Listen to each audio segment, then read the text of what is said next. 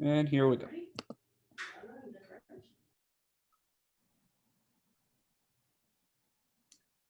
Hello, everyone. I'm Ed Potasnik, Executive Director with New Jersey League of Conservation Voters. I want to thank you for joining us today for our meet and greet with the Delaware River Basin Commission. Really excited to have you all with us. Good afternoon. I want to thank our partners at the New York League of Conservation Voters and Conservation Voters of Pennsylvania for being co-host as well today. For those of you who are familiar with Zoom, this will seem like old hat by now, but if this is your first time using it or you haven't done this or your child has used your computer, you could please click the three dots in the upper right-hand corner of your screen, of your picture of yourself, and rename yourself to be your actual name. And if possible, because the Delaware River Basin Commission represents more than one state, if you could put your state as well, the state you live in or state you care about, that would be really helpful. Again, you do that by looking at your own picture and then clicking the dots in the upper right-hand corner, the three dots, and saying rename. There's a couple other ways to do it, but that seems to be the simplest. We really appreciate your time to do that. So as we're going through, we're going to be taking questions from the chat box. The chat box is the bubble at the bottom of the screen. It says chat under it. If you don't see it for some reason, sometimes you have to mouse down and then it pops up. You may also have to click the three dots at the bottom of your screen and click more, and then you'll see chat as one of the options. You can put your questions in the chat at any time, and we'll be going through as many questions as we can today. And we're going to go quickly so we can get going on what is, I think, a very timely conversation, and I think one we're all very interested in. And we're really pleased to have Kristen from the Delaware River Basin Commission with us today. So a quick agenda. We're going to have a discussion with Deputy Executive Director of the Delaware River Basin Commission, Kristen Bowman-Kavanagh. The whole program should run about an hour, so we have another 46 minutes. We are going to be recording this meeting, so it'll be available later. And it's part of the work that we do to protect the Delaware River watershed. And then we work with a lot of partners on that. And we're really happy and always proud of our colleagues and groups working on the ground and volunteers and members. I already mentioned ourselves, New Jersey League of Conservation Voters, the Conservation Voters of Pennsylvania, and the as sponsors. We also have co-sponsors for the Coalition for the Delaware River Watershed, New Jersey Conservation Foundation, Rethink Energy New Jersey, the Land Conservancy of New Jersey, the Heritage Conservancy, the Watershed Coalition of the Lehigh Valley, and the Bucks County Audubon Society, as well as Friends of the Upper Delaware River. So we're again really happy, and thank you all for being here. If you have questions at any time, you can put them in the chat. And next up is Kristen, and she's joined by one of her colleagues, Kate Schmidt, who's the communications specialist at the Delaware River Basin Commission, who's also attending. A little bit about Kristen. Prior to assuming her duties as Deputy Executive Director, Ms. Bowman-Kavanagh served as the President and Principal Engineer at Flow Science Incorporated, where she was responsible for company-wide operations management, business development, risk management, and strategic planning. She also assumed significant roles in the hydrodynamic and water quality modeling studies to evaluate the fate of discharges into lakes and reservoirs, rivers, and coastal ocean areas. The results of these efforts have been used to inform adaptive management plans, spill response plans, and long-term planning and operations. So Kristen's going to talk a little bit about, and I'm really happy to have you with us, about the Delaware River Basin Commission, what they do, what's in their purview, sort of how do the daily operations go, and then also like how do they regulate protecting the Delaware River Basin, which is ultimately what the commission is charged with. And with that, I turn it over to Ms. Bowman-Kavanagh. Thank you very much, Ed. I'm really pleased to have the invitation to come and share with you today a little bit more about the DRBC, or the commission. I find that oftentimes people in the basin either know a lot about the DRBC because they've worked with us before, or they've heard of us and really don't have any idea what we do. So hopefully I can bridge that gap a little bit today. Based on the introduction, I am an engineer. I come out of a very technical background. I will try not to get too technical in the presentation, although at some point in the latter half, I do want to highlight some of the programs, some of the technical programs that we implement to manage and improve the basin.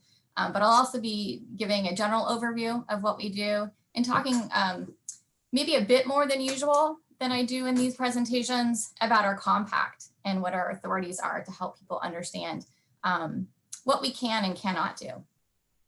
So thank you for joining us today. Next slide, Joe. Or actually,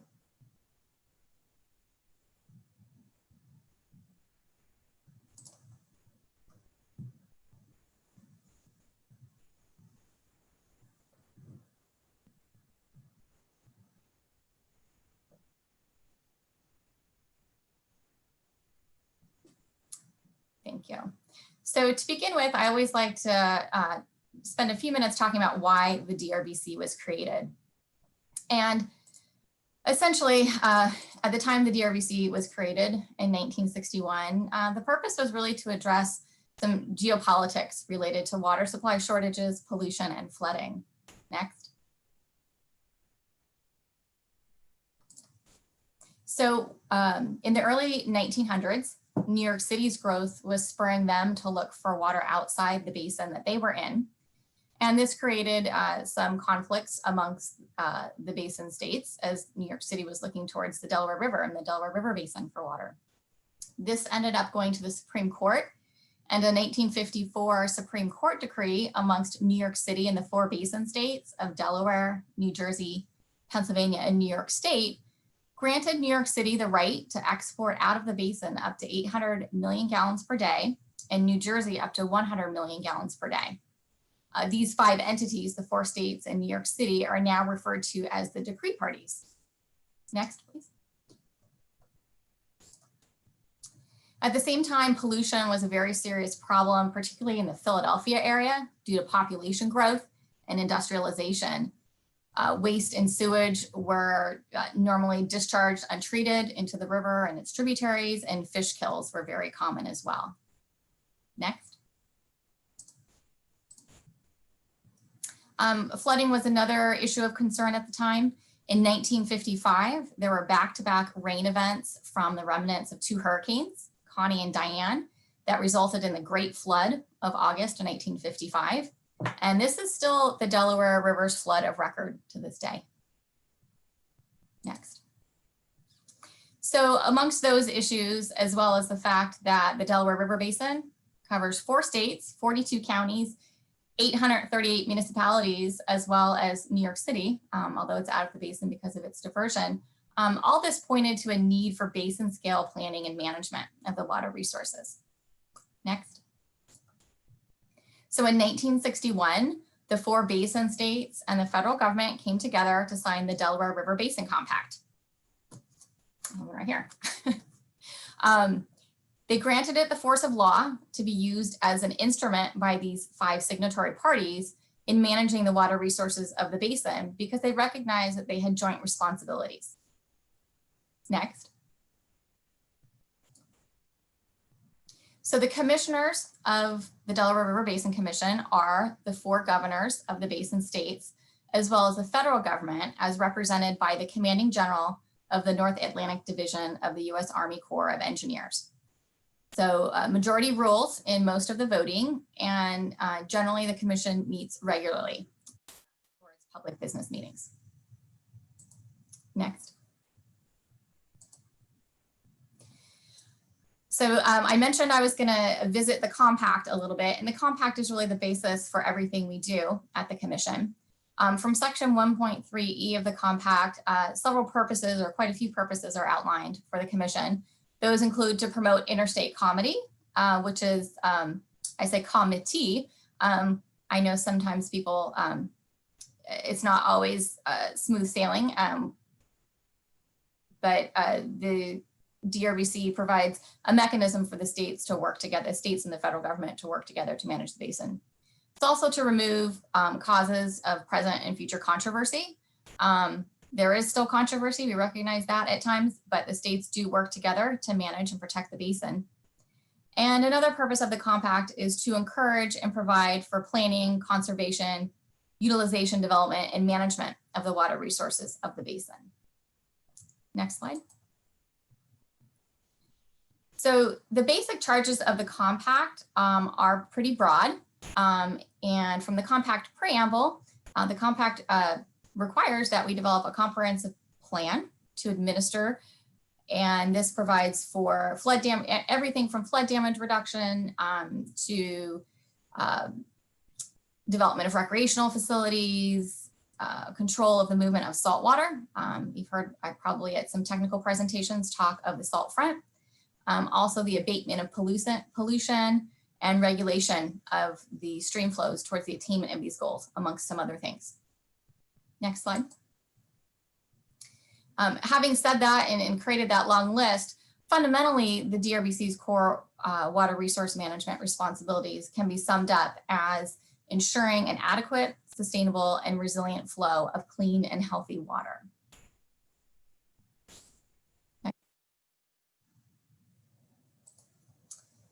So the way we implement the compact is through our staff and organization. We are predominantly an organization of professional planners, engineers, and scientists. We have 39 budgeted staff, but operate generally with a handful of vacancies. This is provided kind of for context to understand the size of the organization. Our FY21 budget is just under $6 million. That's based on $2.4 million of funding from our signatory members. However, we generally have to manage on a smaller budget than that due to budget challenges we have in terms of funding. We are located in West Trenton, New Jersey. And there'll probably be some funding questions later, so I may come back to that. Next slide.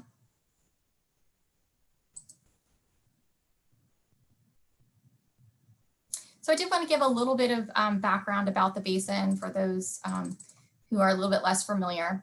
The main stem of the Delaware River from Hancock up between Pennsylvania and New York at the northern end to the mouth of the Delaware Bay where it meets the Atlantic Ocean is 330 miles long. It is an interstate boundary along its entire length. So at any point, if you stand on the bank of the Delaware River and look across, you will be looking at another state, and that's somewhat unique. It drains a watershed that is almost 14,000 square miles, and more than 13 million people rely on the waters of the Delaware River Basin. It is the longest undammed river east of the Mississippi. Next slide.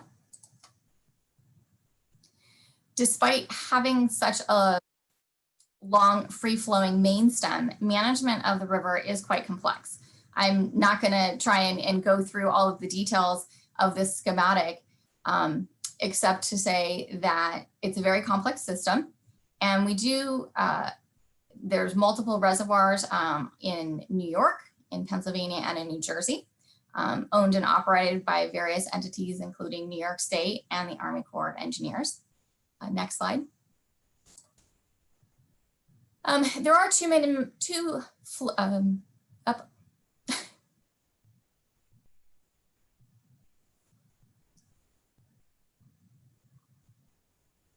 up one more kindly.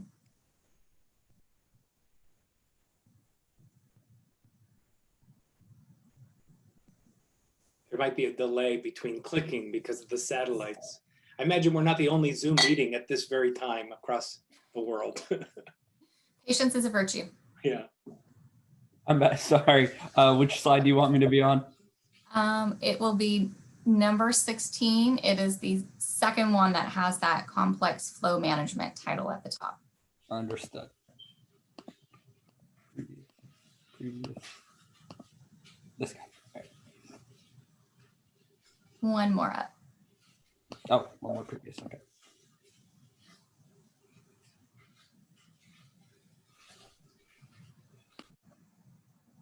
That's perfect. Thank you, Joe.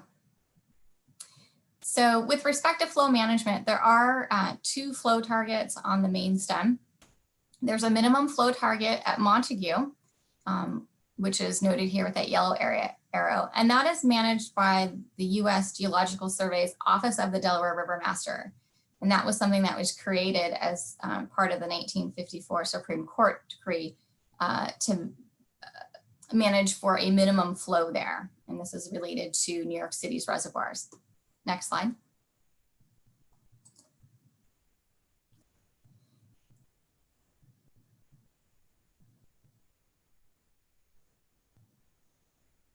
Thank you. In addition, there is a minimum flow target at Trenton that is managed by the DRBC. So as I mentioned, there are numerous reservoirs on the tributaries, including New York City's 3 reservoirs that are in the upper Delaware, and those are shown as the blue reservoirs in the upper right on this schematic. There's also 5 U.S. Army Corps of Engineer reservoirs in Pennsylvania, shown in the bottom left of the schematic, and several hydropower reservoirs. So the river is non-tidal from Trenton northward and tidal south of Trenton. So that means that management of the river is not affected just by the flow coming down the river, but also by downstream conditions in the bay and ocean. So the DRBC, as I said, is responsible for managing the flow target at Trenton, and we can call for releases from Beltsville and Blue Marsh reservoirs as necessary to meet those targets. Next slide. And the last bit of overview about the basin, just for some context, is in terms of who uses water from the Delaware River. Well, this data shown here is from 2018. And based on 2018 data, approximately 5.7 billion gallons per day of water were used from the Delaware River Basin. 2018 was a somewhat wet year. If you look at basin water use data from other years, you'll see differing amounts. For example, 2016 was quite a dry year, and usage was higher. It was more like about 6.5 billion gallons per day. But just as an overview, you can see here that one of the largest users of water from the Delaware in the basin are thermoelectric facilities. However, most of the water they use is returned to the basin. The New Jersey and New York City exports are shown on the large pie graph here. And those are considered consumptive use, meaning that water is taken out of the basin and not returned. Much of the other use, all types of uses have some consumptive use. But if you look at the smaller pie chart, you can see that the majority of consumptive use in the basin is those comprised of those 2 diversions. Next slide. So now I'd like to transition a little bit and talk a little bit more about some of the programs that we implement to manage and protect the basin. Going back to our compact again, the compact requires that we annually adopt a water resources program. And essentially what this does is it outlines what activities we will be implementing over a given period. And generally that's a 3-year period. So the water resources program is required by section 3.2 of our compact. And the activities that are implemented by staff, we generally functionally think of them in terms of 4 areas of planning, operations, science and water quality management, and project review, or the regulatory piece. Next slide. I won't go into a lot of detail about these water resource program activities because I could spend all day talking about the wonderful work that our staff does on science and planning and operations work. So I'll just highlight a few of them here.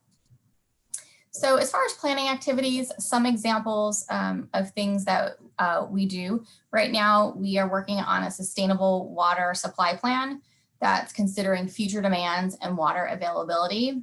That includes looking at storage availability, reservoir operations, and we're doing some extensive analyses of water use data. And in particular, we're looking at future water use projections at a system level for the various water use sectors, such as public water supply, industrial, power generation, and agricultural. And this is looking at both, considering both groundwater use and surface water use as well. And as part of that study, we'll be taking that information and looking at future water availability, also in consideration of climate change. Other planning type activities that the DRBC implements are looking at water trends and consumptive use data. We also have a water audit program that includes about 300 public water suppliers. The purpose of that is to identify and control water loss in the basin. And we are proud that the DRBC is one of just a handful of agencies in the US that implements best management practices in water conservation. Next slide. So jumping over to some highlights of our operations activities. As part of operations, the DRBC monitors daily the river flow with respect to the flow management objective at Trenton. And we make decisions to request reservoir releases from the Army Corps, as I mentioned, to supplement low flows. These are made according to the Commission's fairly complex drought management plans. There are various basin conditions that we monitor. They include river flows, the location of the salt front, and as well as storage in the reservoirs. And this little snapshot here is from our HydroSnap page that anyone can go to, and it's updated every day with conditions in the basin. As part of operations, we also use a variety of modeling tools, looking at hydrologic, flow, and hydrodynamic models to consider future flow management alternatives and what impacts of climate change and sea level rise may be on flow management of the river. The DRBC also provides advisory and technical support to the decree parties. And just again to highlight, if you recall, the decree parties are the 4 basin states in New York City, and they are a little bit different than our commissioners, which are represented by the same 4 basin states, but the federal government rather than New York City is not part of the commission. Next slide. In our science and water quality management section, we generally break things out into water quality assessment and water quality modeling. As part of our water quality assessment group, we do quite a bit of water quality monitoring. The Delaware Estuary Water Quality Monitoring Program, which is generally referred to as the Boat Run, began in 1967. It's one of the longest running monitoring programs in the world.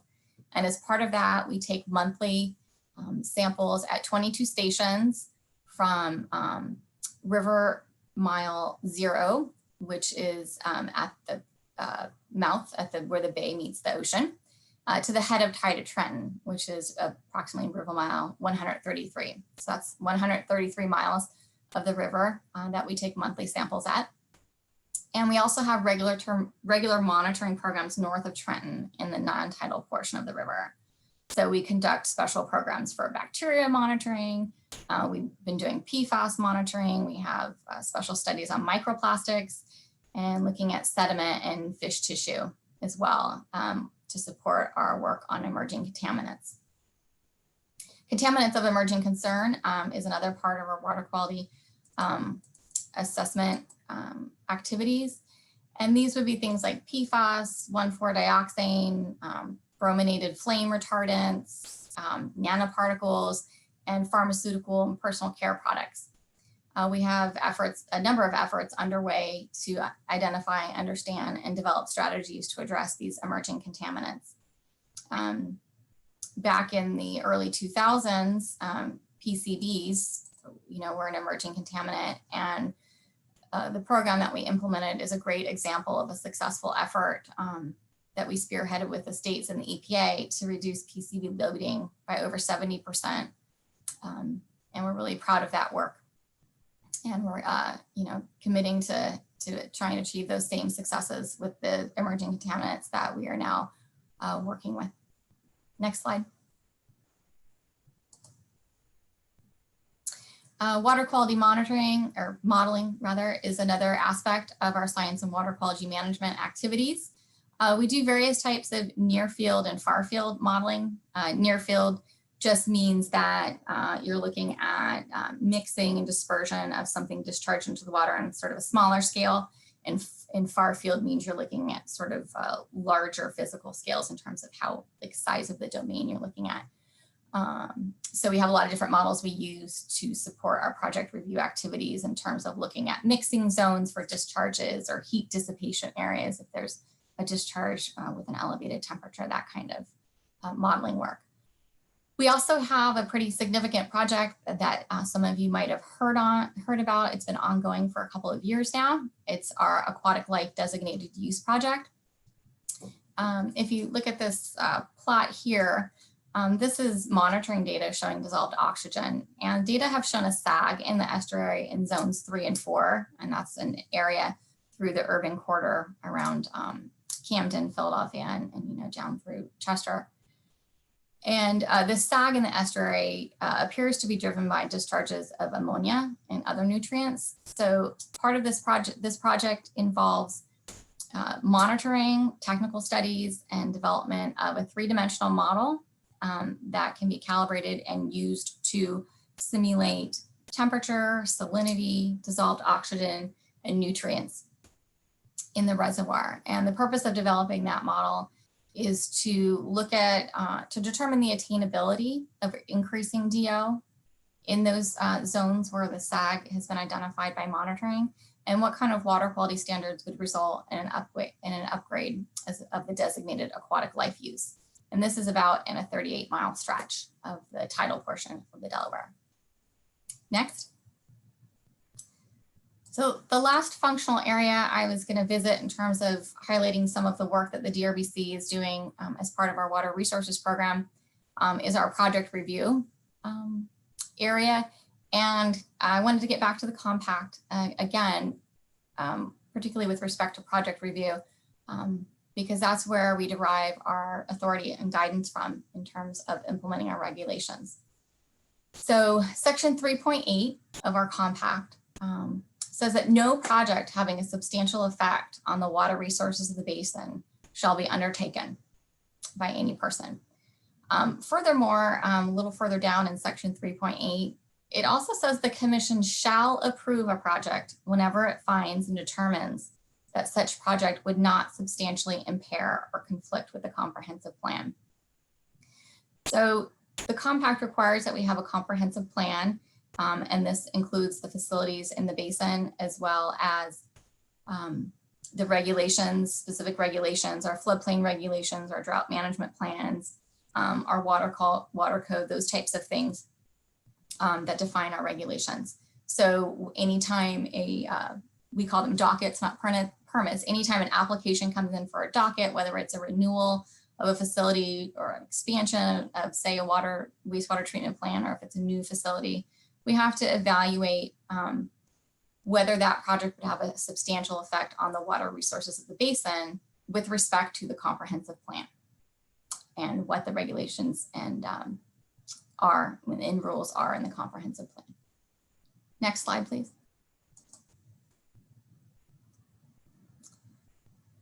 Another important piece of the compact I wanted to highlight, and it's a couple sections here, section 1.5 and 3.9b, are a couple of parts of the compact in which it's highlighted that the purpose of the DRBC is not to replicate or create redundancy with other organizations of our signatory parties. So these sections, for example, note that the purpose of the signatory parties is it is the purpose for them to preserve and utilize the functions, powers, and duties of existing offices and agencies of government to the extent not inconsistent with the compact. And then the commission may employ any other agency or instrumentality of any of the signatory parties. And that might sound a bit confusing, but the reason I put it there is just to understand that if a docket, an application for a docket comes in for consideration, if there are other agencies that have authority to review certain portions of that, then of our signatory parties, then we wouldn't want to replicate our regulations. So for example, you may be familiar that there's often multiple regulatory agencies that will review different parts of a project. So it's kind of like a puzzle, right? And every puzzle piece has a different authority, and we are one of those pieces. Next slide, please. The last, yeah, thank you. The last bit of compact language I wanted to highlight is related to our public process. So section 14 of the compact does require that all meetings of the commission shall be open to the public, and that the commission shall conduct at least one public hearing, and that such hearings will be held upon at least 10 days public notice. Everything we do, any approval of dockets or any type of rule change. Those types of activities are always done, are transparent and done in front of the public. It's something that all of our staff believe in and commit to. And it's an important part of the DRBC, and that we like to think that we're responsive to public questions about what is going on with the process. Kate Schmidt, who you introduced earlier, who's a communications specialist, she's always happy to answer questions and help the public understand our process and how they can be engaged. Next slide, please. So I wanted to highlight some of those pieces of the compact in terms of looking at project review activities, just to sort of understand the context a little bit more. Project review, their primary functions is to implement the Commission's regulations. Again, for any project that may have a substantial effect on the water resources of the basin. These would include things like water withdrawals and wastewater treatment plant discharges, imports and exports, anything related to our floodplain regulations. We also, and we do that in conjunction with our signatory states and their agencies, such as New Jersey DEP, Pennsylvania DEP, DNREC, and New York State DEC. We also implement the Southeast Pennsylvania Groundwater Protection Program for Pennsylvania. And we have a special protection waters program north of Trenton, which is possibly, I believe it's the longest anti-degradation reach in the US. So the goal there is to keep clean waters clean. Next slide. So on the last slide, in addition to our technical activities, we also perform, we have outreach activities. We haven't been able to do much over the last year, but in a quote unquote normal year, we do have outreach activities with the public in addition to our public hearings and that type of engagement. We also invite participation through our advisory committees. We have 7 advisory committees and an 8th, which is a subcommittee to the Regulated Flow Advisory Committee. I am the staff liaison to our newest advisory committee, which is the Advisory Committee on Climate Change, the ACCC or AC3. The AC3 was created in late 2018. We had a kickoff meeting this August, and our second meeting is actually this coming Thursday, December 17th. So I wanted to put a plug in for that. The focus will be on sea level rise, and that meeting is from 9 in the morning to 12:30 p.m. If you go to our website, you can find the Zoom details on how to join that.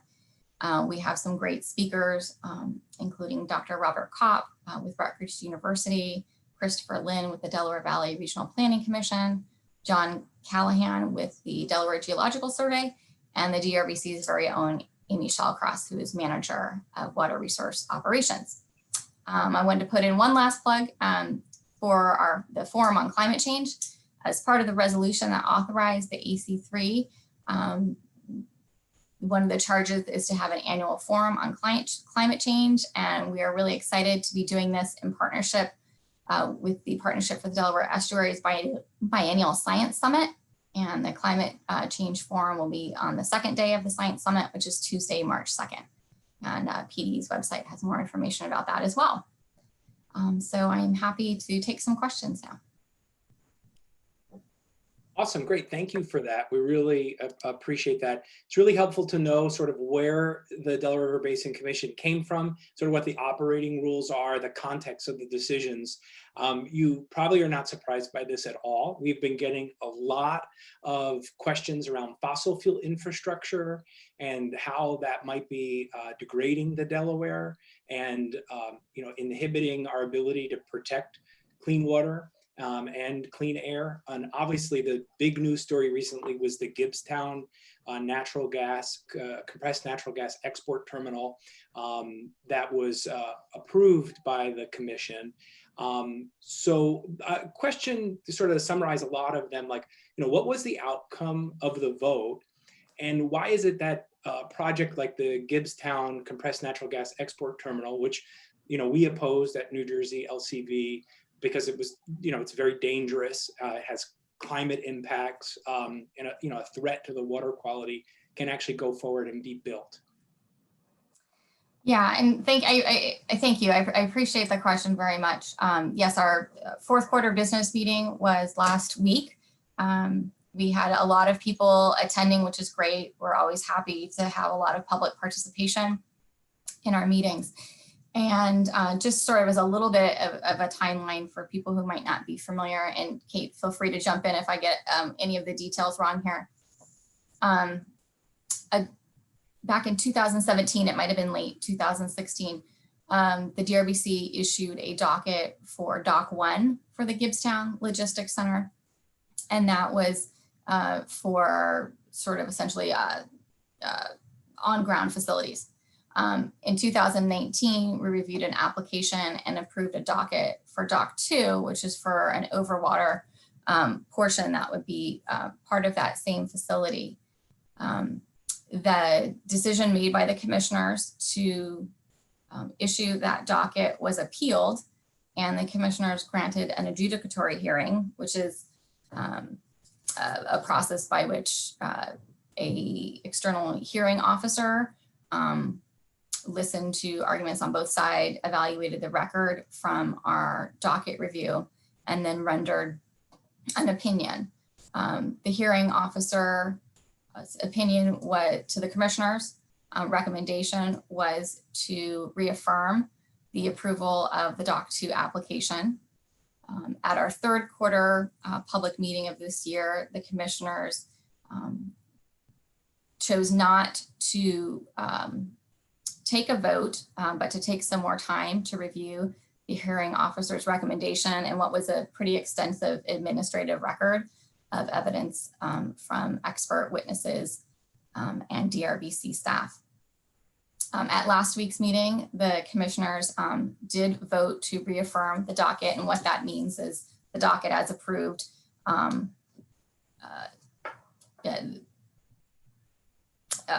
stands. They didn't make any changes to the docket. I believe the vote was 4 in favor and 1 abstention. And there was a lot of comment. We had a lot of, as staff could see a lot of the comments by the public in the chat. We appreciate there were a lot of very valid concerns being voiced about the facility. But I guess just a couple of points just to help to hopefully help people understand about that decision is that, as I highlighted, there are various portions of the compact. And when we review a docket, we are looking at it with respect to the comprehensive plan. So the comprehensive plan really guides, what we compare when we look at a docket and what we compare it to in terms of is it going to substantially impair or not. So our comprehensive plan, does not have any rules or regulation regarding the regulation of transport of LNG or what types of materials are at the dock. So for example, under our authorities, regardless of whether that dock was being used to transfer fruits and vegetables or LNG, our review of the docket would have been the same, because our review was narrowly limited to looking at the dredging and construction activities.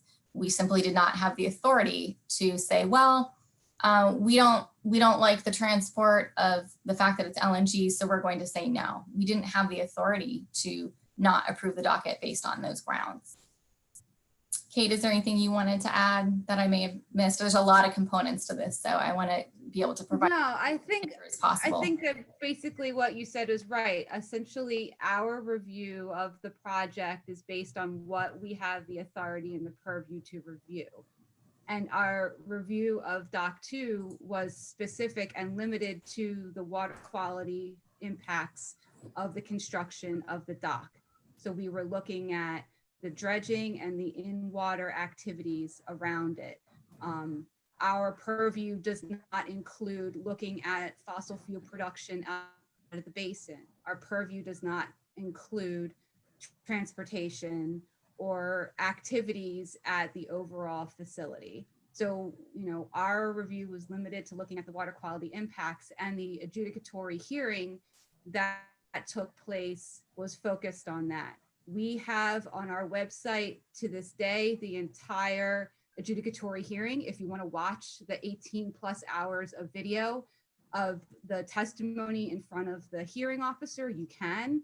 The hearing officer's report is online, his recommendation for us to uphold the initial approval that was given back in 2019, our opinion that the commission issued last week in conjunction with the resolution for the minutes that was approved 4-0 is also online, and as well as the original docket, our initial comment and response document, and a lot of other information. It is linked right from our homepage, drbc.gov.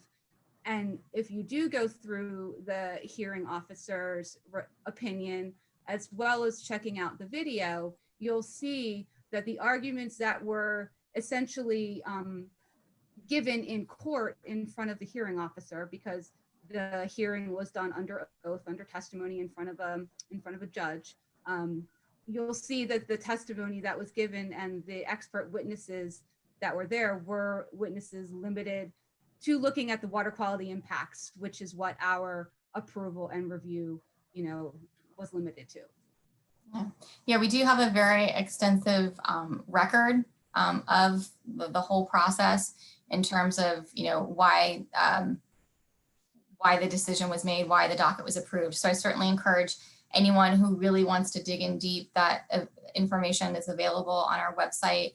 And if you had any questions, you can always reach out to Kate or myself in terms of getting additional information on that. Yeah, so Absolutely. Can you put a little finer point on what it means to be in the purview? Some folks are asking questions like, we get like fruits and vegetables, we have to be agnostic to that versus other things, solar panels or liquefied natural gas, which is kept at a low temperature, different than compressed natural gas.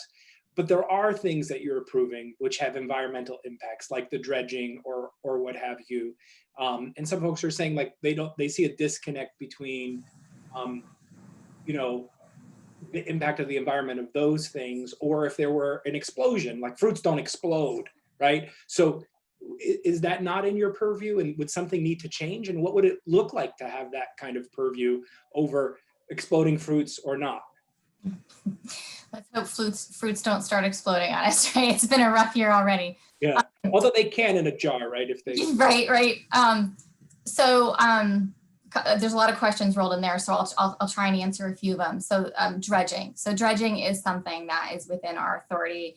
Dredging is something that's covered in our comprehensive plan, and it is something that we reviewed. Based on our review, which was also included in the hearing officer's report based upon expert testimony, was that the dredging activities as proposed with the techniques would not have a substantial effect on water resources. In some cases, dredging is actually used to mitigate PCBs by removing it, from the sediments. Certainly the DRBC, our record is a very good one when it comes to managing and developing a program and putting it in place to reduce PCBs. I mentioned PCBs because I believe that was one of the particular concerns related to the dredging. You asked something else that out of your question that struck me was the, in terms of purview, if it's not in your purview, sort of how does it get? So how do we get the authority to do something? And that really comes through our commissioners. So as I said, everything we do is reviewed against our comprehensive plan. So the 5 commissioners, through the signing of the compact, the 5 commissioners have the ability to act jointly on matters.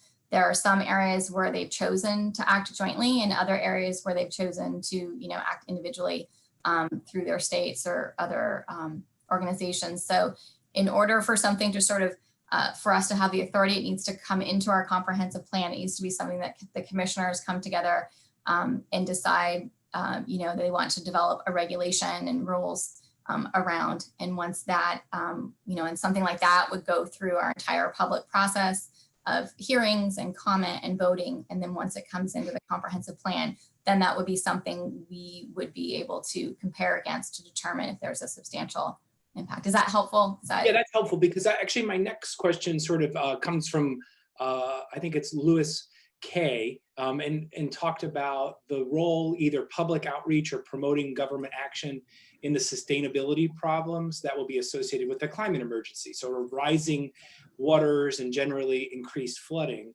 I'm wondering, in the role of the new Climate Advisory Committee, which was authorized by the commissioners, which you say is that's the important part, right? To give you the authority. What might that play in the decisions of the Delaware River Basin Commission, and who makes up that committee? Yeah, so I'll start in reverse order. The committee is comprised of 18 members who serve for 2 years each. Half of those members, so 9 of them, are what we call reserved members, and they have automatic seats on the committee, so to speak. So each of the states appoints a reserved member. The federal government has 2 appointments. New York City has an appointment, Philadelphia Water Department, and the Partnership for the Delaware Estuary. And I think that caught everyone there. I think that's 9. And then the other 9 members are what we call non-reserved members, and that can be anyone. So we accepted applications and resumes from people who are interested in being part of that committee. We did solicit them from some targeted for stakeholder areas, including academia and research institutions, water and wastewater utilities, watershed organizations, and business and industry. So it's really a mix. The non-reserved members are really a mix of all of that. I've now forgotten the first part of your question. I'm sorry. The first part was, with the advisory committee coming online, now that you'll have members, what role might they play in looking at the climate emergency, looking at things outside of what you described around the permitting, but the impacts of the thing that's being applied for in the greater sense of humanity and our children and grandchildren, and what they're inheriting, and how it might impact our ability to live where we currently live. Are we going to need to go uphill to seek higher ground, et cetera? So the role of the advisory committees is the Advisory Committee on Climate Change is, if you look at the resolution, is to provide recommendations to the commissions on scientifically based recommendations, related to climate change impacts on water resources. And it is specific to water resources. So, the resolution doesn't authorize us to have a committee that's advising us to, say, regulate air quality type, emissions or those types of issues. The committee is still somewhat new initially, and if you attend Thursday's meeting, you'll see that the focus of that is looking at sea level rise. And that's something that the data have shown us has been rising, continues to rise. And we are going to be discussing the sea level rise estimates that DRBC is using in its work, and getting feedback from experts in the field in terms of the use of those estimates. Do they make sense, and sort of how we're applying them to the technical work that we're doing. But there's certainly an opportunity for the advisory committees, particularly since they're so diverse. So the advisory committee, some of the members are climate scientists, some work for organizations, are in charge of adaptation planning, others in the watershed side of things, and really are in terms of conservation efforts. And so another role for the advisory committee is to bring to the attention and provide recommendations to the DRBC on what they think the important issues are, and where they think we should be focusing our energy in terms of looking at climate change, and any recommendations that the advisories committee provided are brought to the commissioners. Just because an advisory committee makes a recommendation doesn't mean it will become a rule and policy of the commission. But the commissioners certainly appreciate and consider fully recommendations from advisory committees in terms of important matters that we should be thinking about and preparing for. So that's great. We have a lot of questions, a little bit of time, so I'm going to try to get them all in here. So last question, I think maybe on fossil fuel infrastructure, because there's so many projects that are really trying to crisscross the important watershed that so many people rely on for clean drinking water. We had a question here from Linda Kristen on the Penn East pipeline and talking about the dramatic impacts on streams and wetlands that contribute to the water quality and quantity in the river. And then sort of a more pointed question around Penn East contesting the commission's authority over the phase 1 of their proposal to build it in 2 phases. And the commission, to their credit, has made it clear that you have authority and you've exerted that with Penn East. Can you comment on the status of your review of the project and what the commission would do if Penn East attempts to ignore or challenge that ultimate ruling and authority? Yeah, I'll do my best to answer this question. It is an application that's currently under review. So, I can't comment. It's a little tricky. Yeah, I can't provide specific details on the docket. So what I will say first and foremost is yes, the DRBC fully asserts that this is a project that is under our authority to review. We did receive an application for the previous application was withdrawn in early 2020, and we did receive an application for the phase 2 Penn East pipeline in earlier this year, which is currently under review. At this point, it's an application, and we're evaluating the phase 1 project at face value. The commissioners neither the commissioners nor FERC, for that matter, at this point have yet made a decision on the project, and we'll continue to address the review of the project just like we would any other project in terms of being consistent with our jurisdiction and authority under the compact and in our implementing regulations. We have reviewed pipelines before. So we will be following similar methodology in terms of what we are looking at. Going back to the compact, all the projects we evaluate against the comprehensive plan, and that does include thresholds, specific thresholds for various things such as water withdrawals or discharges, floodplain regulations, and et cetera. So we are evaluating the application against those thresholds. One specific example I guess I can give is that in our rules of practice and procedure, does provide that natural gas transmission lines are subject to review and approval by the commission when they pass on or under an existing or proposed recreation area that is part of our comprehensive plan. This proposed routing of the phase 1 Penn East pipeline does pass under, I believe it's F.E. Walter. So that's certainly one specific area where it's met the threshold. And of course, we're reviewing the application against all of our thresholds and criteria as well. Awesome. So obviously you can't do the work you do without money. At New Jersey LCV, we have supported New Jersey's full funding of $893,000. Unfortunately, we fell about $200,000 short, although in the governor's budget before the pandemic proposal, it was full funding, and then pandemic budget, as I called it, dropped it back to that status quo level, which falls short of the needs of the commission. Obviously, change in Washington. President-elect Biden is going to take office in January, and with that, a focus hopefully on more environmental, I believe, protection, particularly in regional water resources like the Delaware River Basin and the river itself. Any sense of how that might impact the work you're doing and could do in the future? So we always, thank you for bringing up the funding question. We definitely struggle with funding. We have 4 signatory states in the federal government who back in, I think it's 1988, came up with what they, an apportionment of sorts in terms of they each sort of agreed on a certain amount. And most of the entities have struggled to provide that fair share of funding every year, except for Delaware. Delaware has always, I believe, provided fair share of funding. New Jersey has always done a good job. We really appreciate that the governor had us in the budget for full fair share this past year. Other states have struggled to get as close to their full fair share funding, and the federal government actually has only provided I think funding once in the last 20 years. And that makes it really difficult for us to have the resources that we need, to do the important work that we do. Certainly, steps that people can take to help in that regard are to reach out to your elected officials to let them know about the, in terms of educating about the importance of what the DRBC does, and that you as a constituent care about funding for an organization like ours.